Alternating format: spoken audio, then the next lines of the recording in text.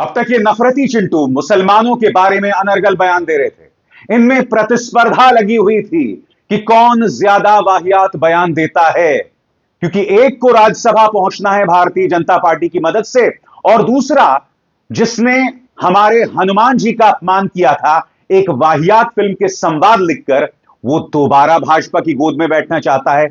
अब हो यह गया है दोस्तों कि मनोज मुंतशिर शुक्ला और कुमार विश्वास एक दूसरे से भिड़ गए हैं, और इस फहरिस्त में मैं शामिल करना चाहता हूं रामदेव को भी। सो कॉल्ड योग गुरु लाला रामदेव, वो भी भिड़ गए हैं कुमार विश्वास से। आखिर क्या कहा है मनोज मुंतशिर शुक्ला ने कुमार विश्वास के बारे में? कुमार विश्वास ने क्या कहा था मनोज मुंतशिर शुक्ला के बारे में? यह सब बहुत दिलचस्प हो गया है दोस्तों, मगर उससे पहले मैं आपका ध्यान खींचना चाहूंगा कुमार विश्वास के एक बयान की तरफ। आप में से कई लोग जानते हैं कि आजकल कुमार विश्वास कथा वाचन करते हैं। जी हां, रामायण का पाठ पढ़ते हैं और लोगों में अच्छी खासी लोकप्रियता अर्जित कर रहे हैं। मगर मैं दावा करना चाहता हूं कि उन्होंने हमारे रामायण को गलत ढंग से कोट किया है। अपने राजनीतिक हित साधने के लिए, भारतीय जनता पार्टी की सेवा करने के लिए अगर यह कहा जाए कि उन्होंने रामायण के बारे में अनर्गल बात कही है, तो यह भी गलत नहीं होगा।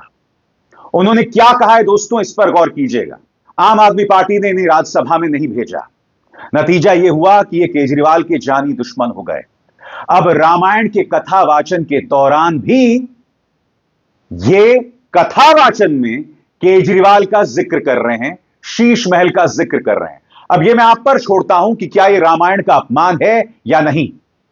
क्या धार्मिक आयोजनों का इस्तेमाल, क्या रामायण का इस्तेमाल राजनीतिक गोलियां चलाने के लिए होगा, राजनीतिक हित साधने के लिए होगा? गौर कीजिएगा, कुमार विश्वास ने दरअसल कहा क्या है आपकी स्क्रीन पर।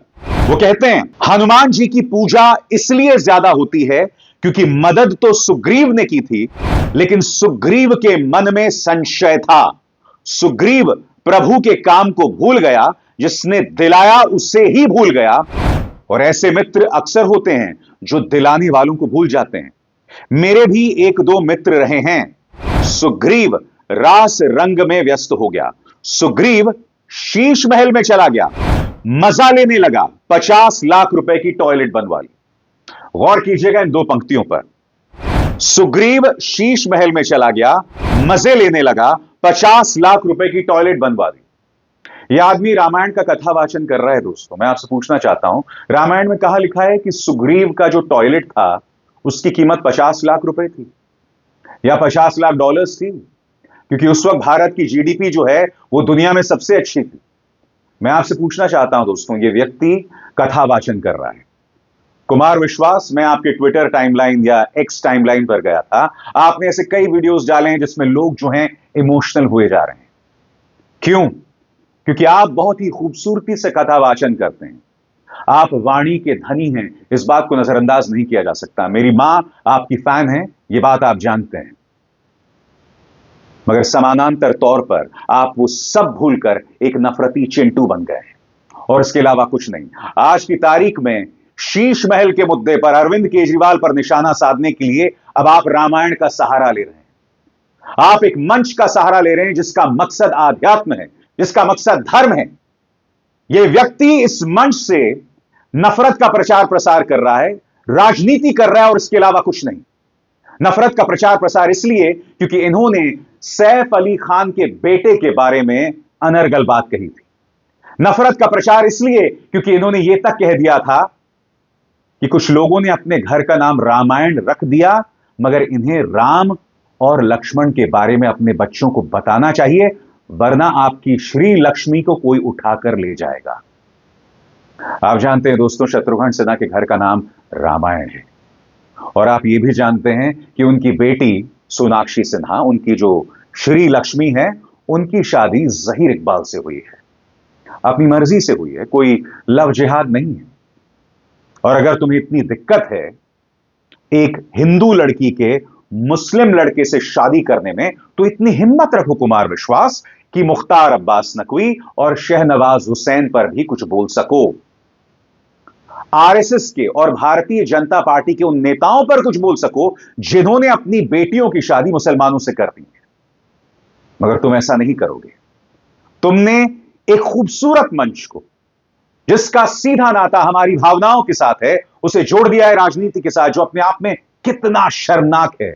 मगर आप बाज नहीं आएंगे। आपके अंदर एक भूख है कि मैं किसी भी कीमत में संसद में चला जाऊं।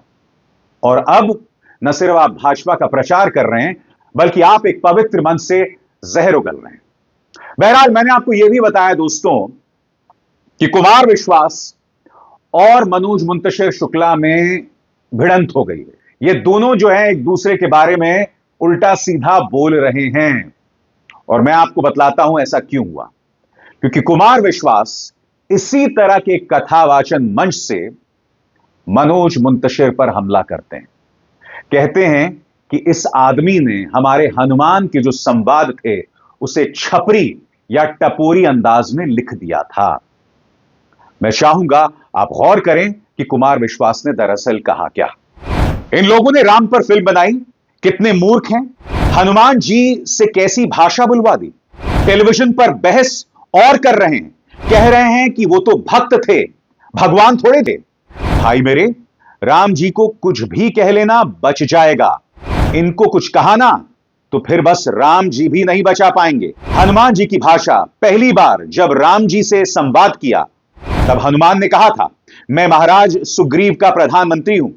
राम जी लक्ष्मण जी से कहते हैं, और यहां पर एक श्लोक पढ़ते हैं जिसमें हनुमान जी के अच्छे वक्ता होने का जिक्र है, और फिर बोलते हैं, और तुमने छपरियों की भाषा हनुमान से बुलवा दी। मैं आपको बतलाना चाहूंगा दोस्तों, जब यह विवाद हुआ था तब इस मुद्दे पर मनोज मुंतशिर शुक्ला ने निहायत ही वाहियात संवाद लिखे थे। इस बात को नजरअंदाज नहीं किया जा सकता। और दिलचस्प बात, इन्होंने यह तक कह दिया था कि हनुमान भगवान थोड़े थे। याद है कि आप भूल गए? सुनिए क्या कहा था इन्होंने। बजरंगबली दार्शनिक बातें नहीं करते। बजरंगबली भगवान नहीं है, भक्त हैं। बजरंगबली भगवान नहीं है, भक्त हैं। बजरंगबली भगवान नहीं है, भक्त हैं।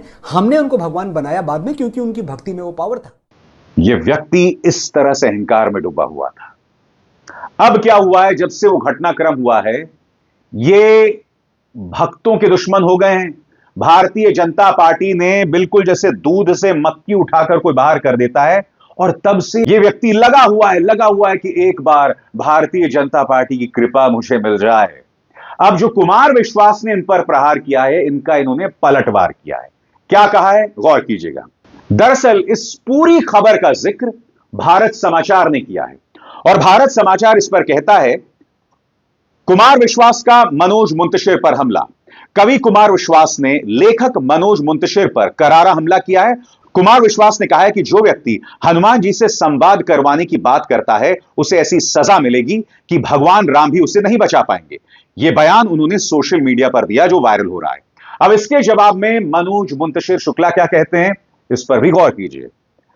मनोजवा बोलते हैं, अरे भाई भारत समाचार, मेरे कारण किसी की रोजी रोटी चल रही है तो चलने दीजिए। बजरंग बली की कृपा है जो मुझे इस लायक बनाया। ये सब छोड़िए और अपने दर्शकों को यह गीत दिखाइए जो मैंने राम लला की प्राण प्रतिष्ठा के 1 वर्ष पूरा होने पर लिखा है। प्रेम बांटिए, श्री राम को दिखाइए, नफरती चिंटुओं को अपने सम्मानित चैनल पर क्यों जगह दे रहे हैं। जय श्री राम। ये वो व्यक्ति है, और मैंने आपको पहले भी बताया था दोस्तों, याद कीजिएगा, जब दिल्ली में दंगे हुए थे तब इसने सांप्रदायिक भाईचारे की अपील की थी। जब इलाहाबाद का नाम बदलकर प्रयागराज किया गया था तब ये व्यक्ति ये बोल रहा था, ऐसा लग रहा है किसी ने मेरी मां का नाम बदल दिया। याद कीजिएगा, इसने यह भी कहा था कि महाराणा प्रताप की सेना में मुस्लिम जनरल थे और अकबर की सेना में हिंदू जनरल थे। और ये जो तमाम बातें मनोज मुंतशिर शुक्ला ने कही थी, कुछ गलत नहीं था। मगर फिर इसको समझ आया कि भैया कृपा तब मिलेगी जब मैं नफरती प्रचार करूंगा। दिलचस्प बात यह है, चाहे वो मनोज मुंतशिर शुक्ला हो या कुमार विश्वास हो, दोनों बहुत खूबसूरत शब्द लिख सकते हैं। हालांकि मनोज मुंतशिर शुक्ला पर यह आरोप लगा है कि वो इधर उधर से इंस्पायर होते रहते हैं, प्रेरित होते रहते हैं। कुछ लोग इन पर चोरी करने का आरोप लगाते हैं। मैं उस पर कुछ नहीं कहना चाहता हूं, ना उस पर अपनी राय देना चाहता हूं, वो आप सब जानते हैं। मगर कम से कम इन्होंने कुछ खूबसूरत गीत लिखे हैं। उसी तरह से जब कुमार विश्वास कहते हैं तो आप मंत्र मुग्ध हो जाते हैं।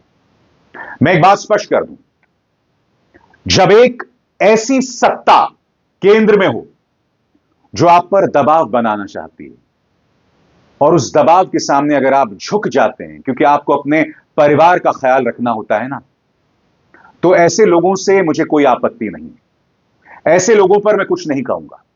अगर आप भारतीय जनता पार्टी की सेवा करना चाहते हैं तो करें, मगर आपको नफरती बयान देने की कोई जरूरत नहीं है। यानी कि एक पॉलिटिकल पार्टी की सेवा करने के लिए, राज्यसभा में जाने के लिए अब आप नफरती बयान देने लगेंगे, मुझे आपत्ति इस बात की है।